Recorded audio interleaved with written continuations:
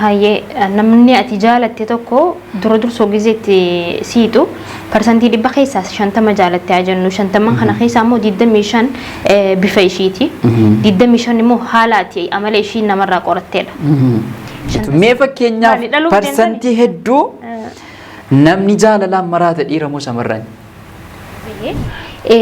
Dogongorri guddaan bakka kanatti gaafa wal fuudhan san osoo sirriitti waliin qoratin hara buktii jarjaraan seenuudha. Beekuu hin dandeenyu bakka mi beeku. No, dhugaa kan keenyas wanta dhoksitu hin jiru. Asirratti ati falmattuu mirga shamarranii taate anis akkuma sana falmataa mirga dhiiraa ta'uu hin danda'a. Maaliif jennaan? Abbaa manaa koo waliin jechuun abbaa ilmoo koo duraanii waliin kan wal barre biyya Suudaan taaksii keessatti ture. Akka tasaa taaksii an taa'u keessa ture. Bilbilaan osoon dubbadhu garagalee nagaa na gaafate. Achumaan wal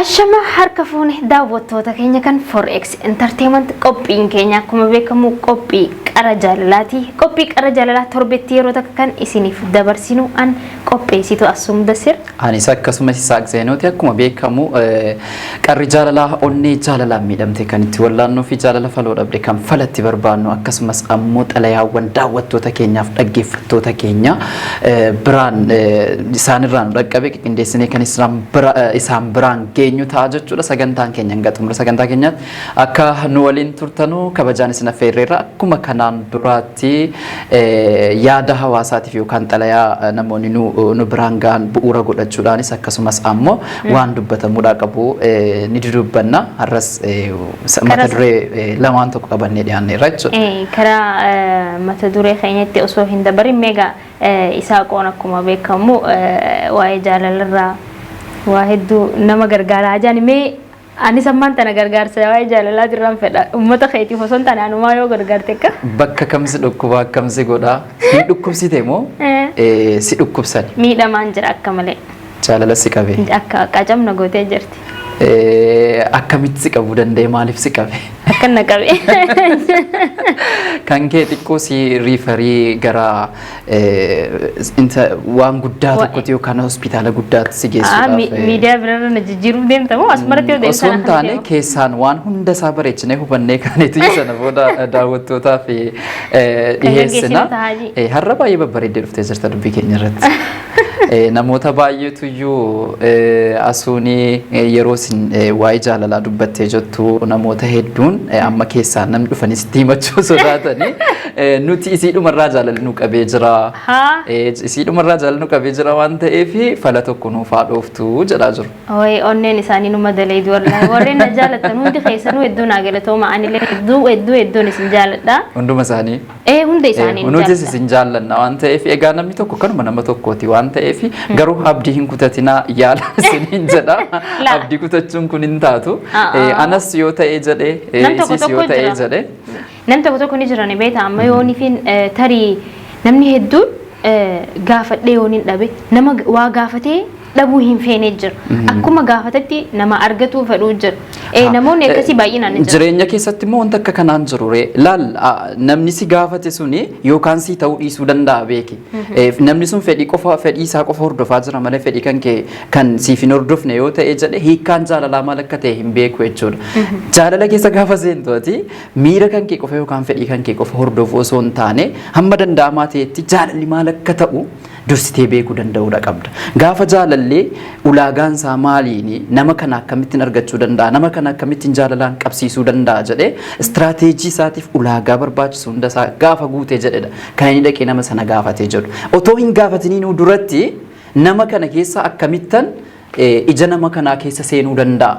Nama kana keessa namni kun akkamitti akka inni bakka naaf qabu gochuu danda'a kan jedhudha dura kan inni qabatee itti dhufu malee kallattumaan namni tokko waan si jaallateef dhufee gaaffii jaalalaa sin gaafatu. Namni waan na jaallateef dhufeeti miti kallattumaan gaaffii jaalalaa kan na gaafatu. Gaaffii sana na gaafata taanaan namni sun miira isaa hordofaa jira malee ulaagaa jaalalaa hin guunne jechuudha. Kanaafuyyuu namni tokko si gaafate yoo si dhabee jedhee sababni inni dhabee fi tariitii dadhabina isaa ta'uu danda'a.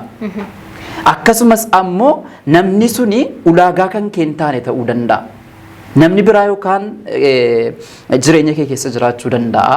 Yoo namni biraa jireenya kan kee keessa hin jiraanne iyyuu namni tokko gaafa si gaafatee ati fedhii isaa dhabdee jettee namni sun siif hin taane jechuudha. Kanaafuu namni sun siif hin taane waan ta'eef hiikkaan jaalalaa kana namni tokko gaafa dhufee gaafii si gaafatu argachuunis akkuma jirtutti dhabuunis akkuma jirtutti hubatee dhufee si gaafachuu qaba jechuudha. Duba bakka kanatti namni takka yoo ni fi dhufee gaafii jaalala si dhiyeessu tahee ati namni sun akkanumatti osoo ittiin dhiyaanne naan taane jechuun akkamitti danda'ama? Amma dhugaadha namni hundi ulaagaalee nama barbaaduuti jira. Namoota akka ati barbaadduutu jira sammuu kee keessa. Garuu dandeessee harka keetiin qorattee lafan kaayyattu ilmi namaa guutumatti tokkoon keenya guutuudha miti. Hirrina ni qaba.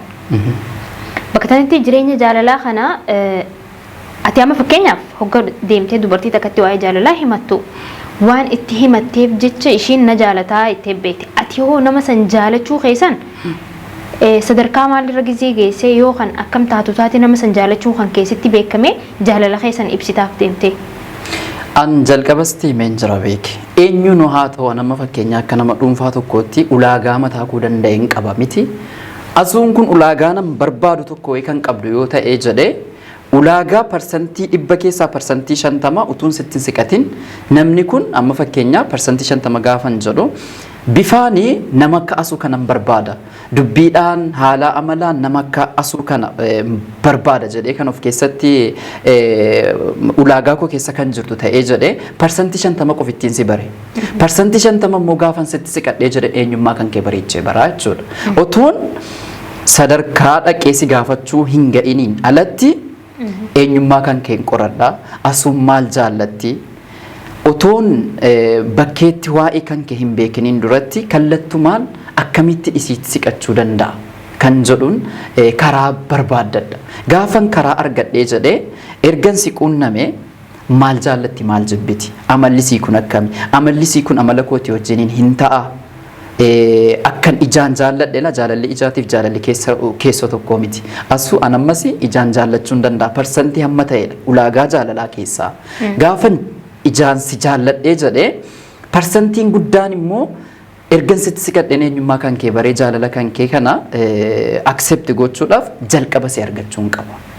Ulaagaan 100 keessaa ulaagaa parsantii tokko wayiidha kanan si argee si jaalladhe. Gaafan si argee si jaalladhu kana akkan si argee kana yookaan akka bifa keetii kana jirti asuun maal jaallatti maal jibbiti maal feeti nama akkamiiti haalli si akkami haala kooti wajjiniin waliin madaalaa waliin sima kan jedhu qorannoo guddaa isaa gaggeessee keetanii kanan sana booda si biraa bakka wayyoon qabaadhee jedhee bakka sanarratti akkan bareechee bakki guddaan naaf kennitu yookaan akka bakka babal'ifadhu waan barbaachisu hundasaa gaafan godhee gaafan gaaffii kana gaafadhu bakka naaf eeyyamti jedhee gaafan ofitti amanee jedhaniyyi gaaffii kana si gaafadha malee lafaa ka'ee waan akkuma kanatti silaalee si jaalladheef sin gaafadhu jechuudha. Jalqaba ulaagaalee kana guuttachuu qaba jechuudha.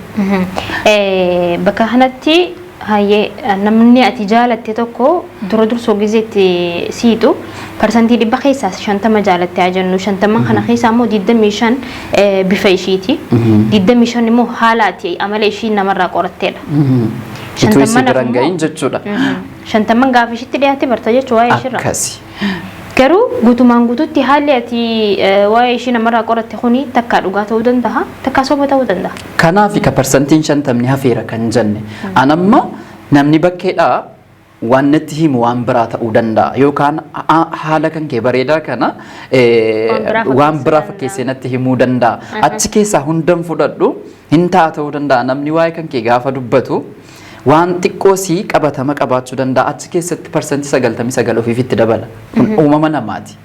Amma fakkeenyaa Isaaq waan badduu tokko wayyoon hojjedhee jedhee badduu tokkoon kana 99 itti ida'ee badduu guddaa godhee dubbachuu danda'a.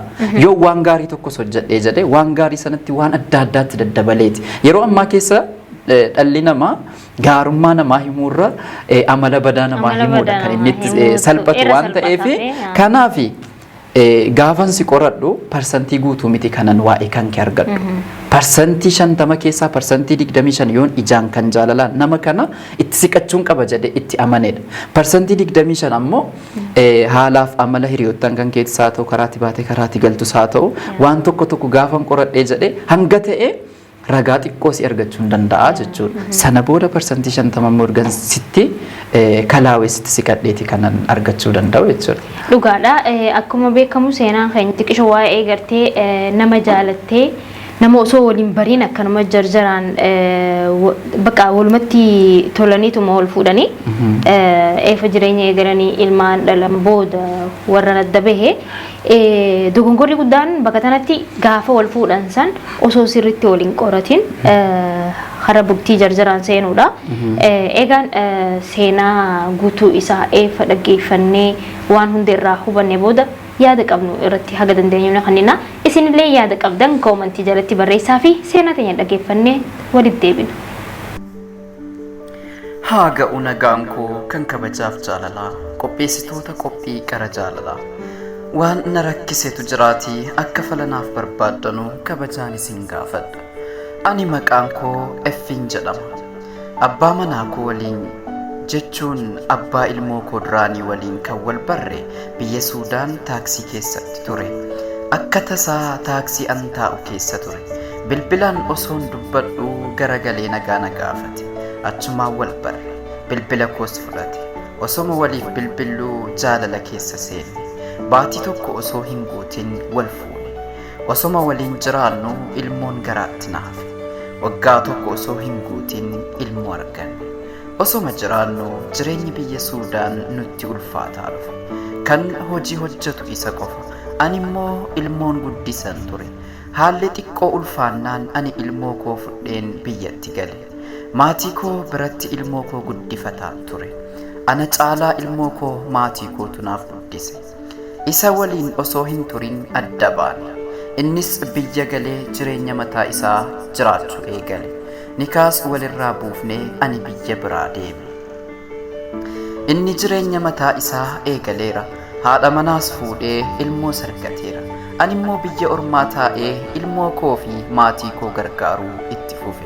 Ilmoon koo amma waggaa 5 guuteera. Yeroo hedduu gaaffii tokko qofa irra deddeebi'ee na gaafata. Yeroo dhuftee abbaa koo waliin jiraanna naan jedha. Anis akka xiinsammuun isaa hin miidhamneef tole jedheen deebisaa ture. Yeroon maatii kootti bilbilee isas dubbisu irra deddeebiin kanuma na gaafata. Hawwiin isaa aniif abbaan isaa waliin jiraachuudha. Garuu kun immoo waan ta'u miti. Abbaan isaa jireenya mataa isaa eegaleera. Fuudheera, ilmaanis horateera. Al tokko tokko maatii koo biratti dhufee ilaalaani. An osoon biyyatti galuu barbaadu gaaffii ilmoo kootii sammuu na nyaata. Galuu sodaadheen yaadaan bada. Anis jireenya mataa kootii jalqabeera. Naman jaalladhuun qaba. Amma galuuf gaaffii ilmoo kootiitu na rakkisa. Aniif abbaan isaa walitti deebi'uun waan kajeelamu miti. Hedduun dhiphataara. Mee maal naaf dhaamtu? Hanga inni of baree waan hunda barutti biyya ormaa taa'u moo biyyatti galee gaaffii ilmoo kootii kana waan jiru itti himee jiraadhu. Waan hin godhun dhabeetii mee falanaaf malaa. Egaan daawwattoota keenya seenaa haadha seenaa keenya dhaggeeffannee walitti deebineeti jirra. Waan baay'ee akka irraa baratan abdii guddaa qabna. Nutis waan dandeenyuun seenaa haadha seenaa keenyaa kana akkam akka gochuu dandeessu waan tokko tokko waliin dubbanna. Asu yeroo baay'ee gaaffinatti na gaafattu ati maaliif kophaa teessaa maaliif hin fuutu maali akka waan umuriin kan koodde fuudharra darbee na gaafatta tokko fuudha kanan sodaadhu waan akka kanaati. Namni tokko gaafa walitti dhufee jedhu akkuma kanatti bifaa walitti dhufuu danda'a. Eenyummaa waliitu waliin qoratni kan inni dhaqee jabaatee ariifatee murtii bultiitti seenu. Gaafa murtii bultiitti seenee jedhu akkuma haadha seenaa keenya gidduu kana keessatti ilmaan argamuu dandeessi. Otoo namni kun wal hin baratiniin duratti fedhiidhumaan walitti dhufne ilmoo gaafa argannee jenne gaafa immoo jaalalli kan keenya kun laaffataa walitti adda bahuun dhufee jedhu ilmoon gidduu keenyatti argamtu kun dhiibbaa guddaa, dhiibbaa xiinsammuu, dhiibbaa barnootaa, dhiibbaa waa hundaatu irra dhaqqaba. kanaaf kanan yeroo baay'ee fuudha Saniifuu sodaatee ilaamaa taa'u. wanni fuudhuu oleef kanaaf ijee sodaatee jechuudha.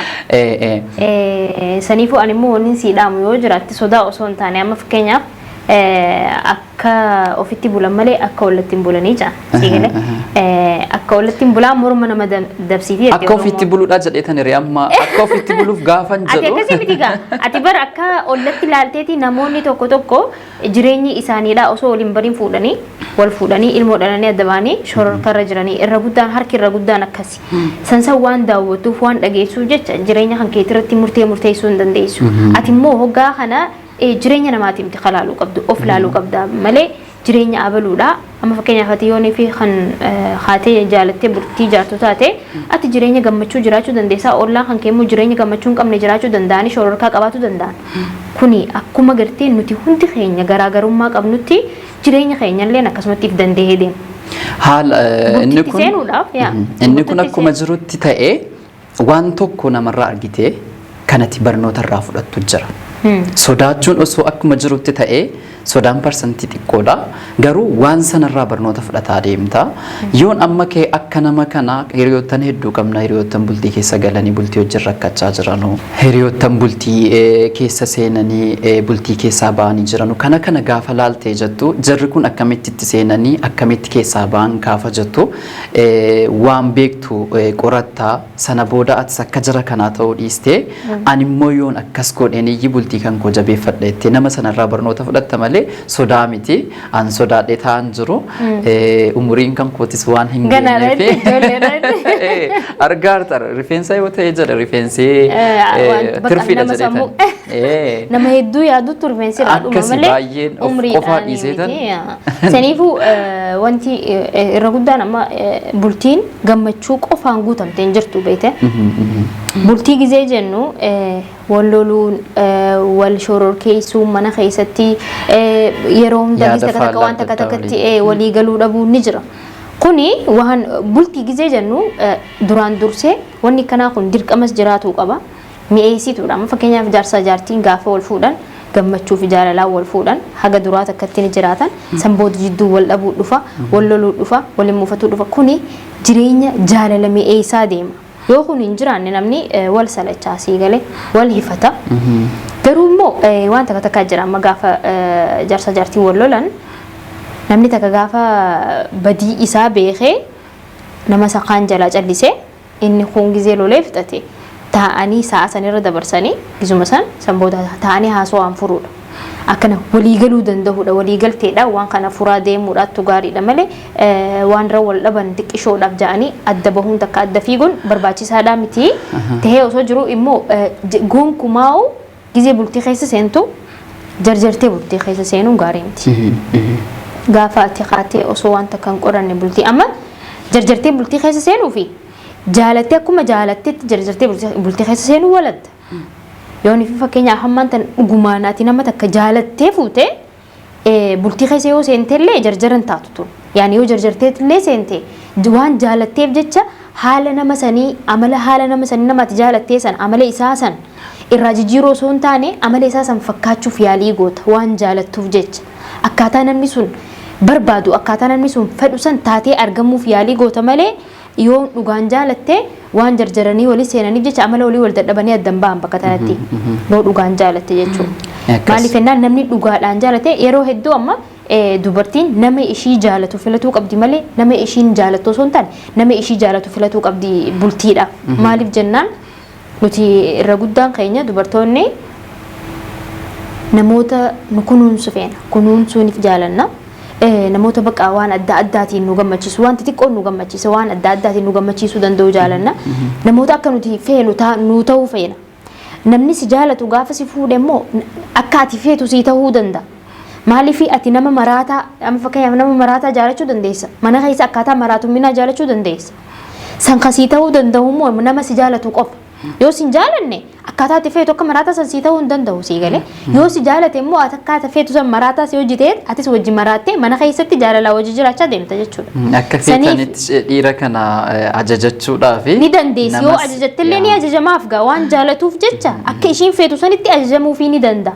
Yoo hin jaalanne hoo akkamitti waan akkanaa kana na ajajjii yaada joo waan sammuu keessaa qabuuf jecha akka ishiin feetu saniin tahuu fi dhawaata keessa tura keessa wal dadhabanii adda deeman.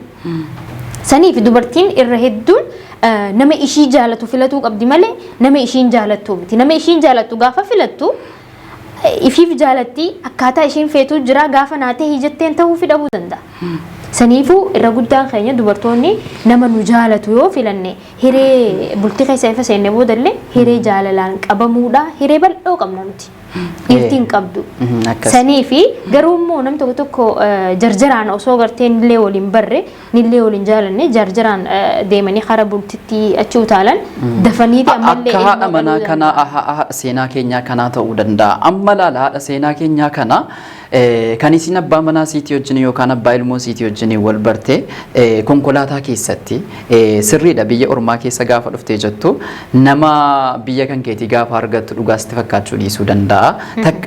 Dafteetu nama sanaan hireenatti wal bartu nuti biyya ormaa keessa jirra waan ta'eef ni beekna kun baay'ee akka dogoggoraatti fudhachuu dhiisuu hin danda'a. Garuu nama kana wajjin wal barte osoo hin turiniin duratti gara jaalalaa keessa seenanii booda otoollee waliin qoratiin bultiitti seenan otuu wajjiniin illee hanga ta'e jaalala hin dhandhaminiin duratti erga bultii keessa seenaniin booda otuu waggaa tokko hin guutiniin ilmoo argatan erga ilmoo argatanii isiin ilmoo si kana fudhattee biyyatti galtee maatii si biratti ilmoo si kana furamte sana booda amma ilmoon si waggaa 5dha guddatte jarri kun adda ba'anii jiru. Inni biyya jiraataa jira, jireenya dhuunfaa isaa jiraataa jira. Jireenya haarawaa jiraataa jira, nama bultii horatee ilmoo argatee jiraataa jirudha. Haati seenaa keenyaas immoo biyya jirtu keessatti jireenya mataasii jiraachuu jalqabdee jirti. Jara gidduu kan jiru ilmoo jaraati. Ilmoon jaraa kun amma yeroo baay'ee yeroon bilbiluufiif abbaa isaatii wajjiniin akka walii wajjiniin jiraadhudha kan inni na gaafatu jetti. Kun immoo xiinsammuun irratti uumaa jira. Kanaafuu maal gochuun qabaadha? Dhugaadha. Bakka kanatti seenaa akkanaa tana seenaa hedduu takkaa jira. Maali beektaa ilmoo gizee jaan ilmoon tuni akka seeratti jaalala haadhaa fi abbaa argattee guddachuu qabdi. Akkuma mataa keeyyattis ta'e akka daawwattoota keenyatti kuni bakka waan tahuu qabu akka dirqamatti alaafinata fudhatanii dirqama ifirratti fudhataniiti jireenya akkasiisa yaadu qaba. Namni irra guddaan harki irra guddaan ilmoon isaanii eefoo dhalanii maal jedhan booda gargar ba'anii ilmoon haadhaa fi abbaa jidduutti osoo jaalalli arganne ta guddattu irra guddaan akkasi. Kun immoo wanni kun xiqqaatu qaba hafuu qaba. Maaliif jennaan eefa takkaa jirtu kaatee bultii keessa seente ilmaan dhalta. Takkaffaa bultii keessa gizee seentu diingata ilmoo sitti hafuu dandeessi dhugaadha. Takka immoo itti yaadee dhaluu dandeessa. Kan itti yaadee dhalu warra wal jaalatu waan ta'eef. Kan diingataa kun immoo tasa bakka akkuma tasa wal baranii wal fuudhaniiti. Tahee osoo jiru immoo ilmoon takkaa jirtu uumamteemi. Bakka tanatti ilmoon tuni yaaduu qaban amma yoonii fi naafi abbaan mana adda baane ilmoon teenya tun akkamii guddatuu dandeessi. Maal osoo dhageessu maal osoo agartuu guddattii kan jedhu sammuu keessa kaayyatuu qaban. Haadhaaf abbaa isaanii biratti faamilii biratti darbanii haa guddisanii osoo hin taane dirqama ifirratti godhaniiti. Ilmoon teenya nu jidduutti guddatuu qabdi. Haala rakkoo isaan jidduu jiru yoonii fi kan wal lolantee kan wal dhabante haala san irratti haasa'anii walii galanii jiraachuu danda'u. Yoo sun didamee adda bahan immoo ilmoon haadhaa fi abbaa biras dheeyxee jaalala haadhaatis argachaa jaalala abbaattis argachaa guddatuu waan bareedduudha. Ammatti mucaan isaanii umurii 5 ijoolleedha ammallee. Akka walitti deebi'an fedha. Akka walitti deebi'an haadhaaf abbaa gidduutti guddachuudha kan inni barbaadu yeroo ammaa kana keessatti eenyuun namaatu kana hawwa. Garuu jarri kun jaalala walitti hin qaban. Utuu jaalala walitti qaban ta'eeti walitti lamaan jiraatu otoo adda adda jiraatanii jedhaniiti sababa ilmoo isaaniitiif walitti dhufuu danda'u. Garuu lamaan isaaniitu iyyuu jireenya mataa isaanii jiraataa jiru. Otoo jaalalli gidduu lamaan isaanii jiraateetis la jireenya mataa biraa hin jalqabanu turani. Amma barfateeti jira. Nama kana lamaan sababa ilmoo keessaniitiif walitti kottaa akkan jenneefi jarri jireenya mataa isaanii jalqabanii jiru. Ammaaf mucaansi umriin daa'ima wanta adda addaatti fakkaachuu danda'a. Sababa mucaa kan kootii kanaatiif biyya ormaarraa tun galuu barbaadu galuu yaa sodaadheen jira. Yaa sirriidha murtii akka nu'iitti galuu barbaadda taanaan gali. Umriin isaa daa'ima mucaan kan ga'e hanga dhaqee waan uumamee jiru kana adda baafatee jedhutti giddu lamaan abbaas gaafa inni barbaade jedhee haadha biras dhufee abbaa biras geessitee rakkoon qabu kuni maali ni beektaa innis jireenya isaa takkaa jirtu murteessee jireenya haaraa jiraataa jira. Ishiin illeen akka nu himtetti jireenya haaraa eegaltee jirti. Tahee garuu immoo ilmoon ishiidhaa bifa kanaan ishii rakkaa waan jiruuf jecha yooni fi lakkii biyyatti galee mucaa kana waan adda addaatiin sossobee isa shawwaduu hin danda'u jettu taate sun murtee ishiiti. Biyyuma baatee isaa haga inni umriin isaa xiqqishoo wayyaa'ee nama gartee waa beeku haga ta'utti achi teessee haasawaanis haala abbaa gizii amma fakkeenyaaf ilmoon haati ilmoodhaaf haasoitu haala abbaatis haaluma nagayaa goote itti haasawaa abbaan nama akkam akka ta'e gartee miti isaan amma rakkoo mataa isaaniitiin wal dhabanillee ilmoo gizee guddiftuu ilmoo tantee tanatti haala abbaa kan keeti haala abbaan ilmoo sanii haala nagayaa akka ta'e abbaan nama akkam akka ta'e akka gartee hatta ishiin inni waan Itoophiyaa keessa jiruuf jecha gaafa guddateellee gargaarsa ishiitiin alatti akka abbaa dhaqee laaluu danda'u akka gartee gargaarsa ishiitiin alatti abbaa isaa keessa isatti jaalala ofitti uumuu godhuu danda'u qabdi jechuudha bakka sanatti. Maaliif jennaan ni guddataa gaafa guddatee daaddaa nama guddaarra ga'ee innillee ganaa abbaa ta'uu danda'a. Saniifuu jaalala abbaa ijoollummaa tanarraa gurra isatti himaa guddisuu danda'u qabdi jechuudha. Akkasii hamma danda'amaa ta'etti daa'imman waan ta'eef waan adda addaatiin fuuldura qaqqabdee irraanfachiisuu ni dandeessi. Irraanfachiisuu ni dandeessi jechuun yaada kana yaada walitti dhufuu kana osoo hin taane siistama adda addaa fayyadamuu danda'u. Isiinis biyya isiitti galtee yeroo abbaa yaade jedhe abbaa bira fuutee dhaqu yoo barbaachisaa ta'e jedhe maatiin wal beeka waan ta'eef xiinsammuu daa'ima kanaa eeguudhaaf jecha yeroo daa'imni kun waan inni barbaadu lama ta'anii guutaa fi sana booda inninis gaafa umriin isaa barnootaaf ga'e jedhee barnootaanis biizii of godhaa waan uumame hunda isaas baraa danda'a waan ta'eef bu'uura isaas la balleessitanii waan ta'eef amma immoo utuu lamman keessan adda adda jiraattaniitu ta'eeti ilmoo keessaniif jiraadhaa sana booda jaalalli deemsa keessa dhufuu danda'a jenna. Atis jireenya biraa keessa jirtanis jireenya biraa keessa jira kana waan gochuu dandeenyu hin qabnu. Innilleen abballeen haga danda'utti ilmoo isaatiin wal arganii haga danda'u takkatti gaafa ilmoon isaa abbaa bira dheetu abbaan isaa haga danda'u takkatti gartee waa'ee haadhaatis nagayuma himaa fi if biratti qabee jaalala abbaadha kannuu qabu san kannuu danda'u qaba haga ishiin galtutti haga gartee mucaan kun wayyaawee sadarkaa gartee waa hubachuu danda'u ga'utti akka dirqama fudhatanii isaan hara seeraatiin guddisuu danda'u qabanii saniifuu akka yaada kiyyatti yoo nifi dandeessee biyya galtee haala gartee dandeettii abbaa biras geessitee jaalala lamaan jirtuta kanitee guddisuu dandeessu taate waan bareedaadha haa galtu yoo akkasitti hin danda'u jettu taatillee biyya ormaa teessee karaa silkiitiin jaalala abbaatis ta'ee haadhaatis kannaa fi guddisuu ni danda'anii. Egaa saniifuu haga dandeessu takkatti waan godhuu qabdu haga takka nuti haga irraa hubanne irraa himneefi jirra. Kana caalatti illee akka gootu abdii qabna. Obboleettiin teenyalleen akka gartee namoonni akka kiyyaa kun jiranii namoota biraatiif fakkeenya tahuu danda'a.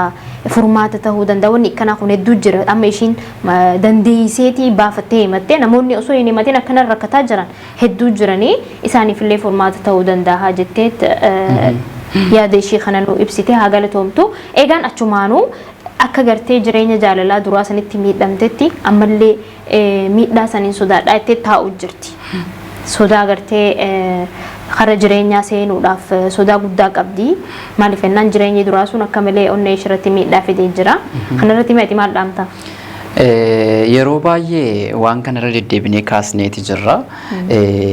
An jechuun nama biraa ta'uu dhiisuu hin danda'a. Dhiirri hedduudha. Maqaa tokko qabannee jirra. Haalli kan koo yookaan yoon ajadhee jedhee yoon keessi madeessee jedhe nama biraa kan si isin nama miidhuu kana maaliif hin deebine? Isa parsantiidhaan osoo wal bira keenya jenneeti kan baay'ee miidhamu nuyi. Dhugaa dubbachuuf taanaan miidhama kan keenya dura dursoo bara amma bakka tanatti maaltu jira beektaa?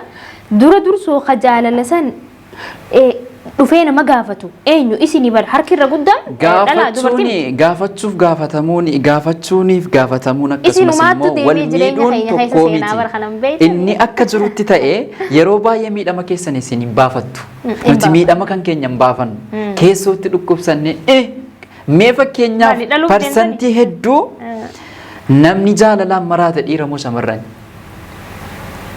san beekuu hin dandeenyu bakka mi beeku. no dhugaa kan keenyas wanta ta'e dhoskitu hin jiru asirratti ati falmattuu mirga shamarranii taate anis akkuma sana falmataa mirga dhiiraa ta'uu hin danda'a maaliif jennaani dhugaa dubbachuuf taanaan yeroo baay'ee jaalalaaf kan bakka kennanuuf kan jaallatanii kaanii gaafa jaallatanii jedhan jaalala sana jijjiiruu kan hin dandeenye kan itti miidhaman yeroo baay'ee dhiiradha.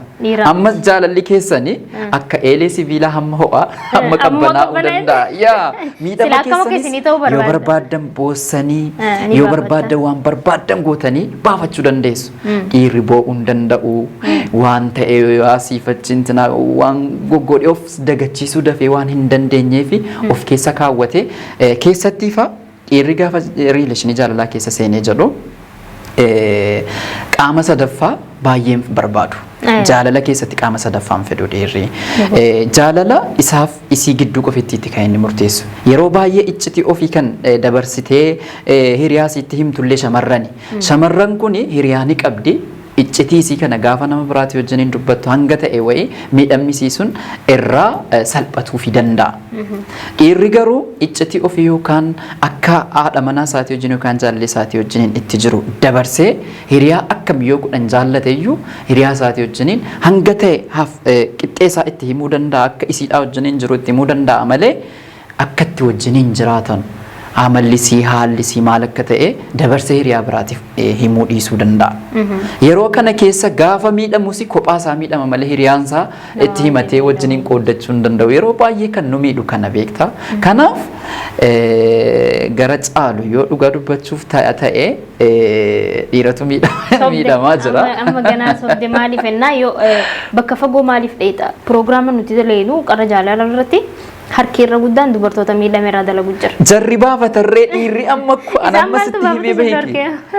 Keessatti dhukkubsatu malee dhukkuba isaanii kana baafatanii himuu hin danda'amu. Amma doktorri gaafa mana yaalaa dhaqxee jettu. Isa dhukkuba isaa jabaatee himateetu iyyuu yaala argata moo isa dhukkuba isaa dhoskateetu iyyuu yaala argata. Isa himatee yaala argata. Kanaafuu gara caalu isin dhukkuba keessan kana dhoskattanu akka itti miidhamtanis ni dubbattu. Yaa kanaaf amma ta'e isin irraa salphachuu danda'a waan ta'eef dhugaa dubbachuudhaaf taanaani dhiirrinis ni miidhama shamarranis ni miidhamti. Parsantiidhaan gaafa wal bira keenye jennu. Hin danda'amu dhiisi parsantiidhaan kaa'uu hin danda'amu akkuma waa'ee jaalalaa gizee asootu parsantiidhaan kaa'uu hin dandeessu. Egaan obboleettiin teenya jireenya dabareef jettee jireenya kan kee kan fuula duraan balleessini. Jaalaltii duraan dursee jaalaltii nama marsaa meeqasi qabuu dandeessi. Hedduu. Immoo jaalaltii dhugaadhaa kan jedhamu takka qofaa jira. Nama hedduu wajjin wal argitee wal jaallattee achi keessatti jaalala dhugaa nam tokko qofarraa argachuu dandeessa beeki. Amma jaalaltii tarii amma jireenya nama tokko keessatti jaalaltii tarsadii si qabuu dandeessi. Takka gaafa ijoollummaadhaatiif jira. Gaafa daaddaa ol kaatu irratti gaafa bakka billichiitii xiqqishoon tun si bareedduu jira. Gaafa sanitti jaalaleessi si qabuu jira. Sunis deemee ni dabra. Gaafa ati dardara taatee daaddaa yuunivarsiitii keessa jirtu jira. Gaafa gartee ati bakka roomaansii taatee gartee jaalala himattu, jaalala kannitu, jaalala beeytu itti hubattu irratti jirta. Gaafa kana si qabdi. Kun immoo akka malitti si miidhee si biraa deema. Akka ganaa gartee lammaffaa nama biraa hin amannetti, akka gartee jireenya biraa amantee ittiin darbinetti, ittiin seennetti si miidhee si biraa deema jaalalli kun. Sadaffaan immoo haati osoo hin barbaadin ifii isaatii barbaadee si dhufa jaalaltii. Jaalala jechuun jaalaltii dhugaasan kan ati barbaaddeetti deemtu sun taane kan ifii barbaadee dhufee ulaatee dadhabuudha. Onnee tantee dadhabuudha. Kun immoo gammachuusiif kanna tasgabbiisiif kanna jaalala dhugaatii haga dhuma jireenya keetii si hojii deema. Hatta haga ati gartee ilaa ammaa jaalaltiin ani jaalachuu ture suni jaalala dhugaatii miti jechuurratti sadarkaa si geessuu danda'a. Jaalala jechuun jaalala haga dhumaa si wajjin turu malee jaalala ati wajjin jiraattee adda baatu jaalala dhugaatii miti. Namni hundi wal baree wal dhiyaatee jaalala wajji eegalee rileenshippii adda bahuu danda'a. namni garuu ati jaalala dhugaa kiyya kuni jaalala dhugaati kan jettu kan haga dhumaa si wajjin jiraatu rakkoo fi bal'oo wal loltanis wal dhabdanis furmaata kennaa irratti haasawaa bakka kanatti wajjin jiraataniitu jaalala dhugaati saniifuu jireenya kaleessa dabreef jettee jireenya kan kee qaarraan tanaa hin busheessini yaalii godhii nama wajjin walitti dhiyaadhu waanuma duraan gartee jireenya kan kee dabreessan balleessuu turerra qormaata barachuu danda'uu qabda san maaltu kana godhe ammoo maalittiin jira kan jedhu irratti yaaduu qabdi. Namni tokko si madeessa namni tokko dhufee madaa sana si wallaanee si fayyisuu danda'a waan ta'eef namni ammaaf jireenya kan keetti dhufu kun nama isa si miidhe sana ta'uu dhiisuu danda'a nama isa si miidhe sanarra daran si miidhuus danda'a daraanis ammoo nama si miidhe sana akka dawaa argatteetti fayyitu si gochuu danda'a waan ta'eef jireenyi darbeera nama sana wajjiniin darbe jireenyi amma dhufu nama kana wajjiniin dhufa waan ta'eef sodaa of keessaa dhiisaa garuu of eeggannoo godhaasniin jenna akkamitti miidhames jedhaati waan darbe sanarraa waan tokko baradhaa bareechitanii akka hin miidhamnetti of eeggannoodhaan deemaasniin jenna egaan daawwattoota keenya sagantaan har'aaf qabannee dhiyaanne kana fakkaata ture torban gaariis ni faa ta'u.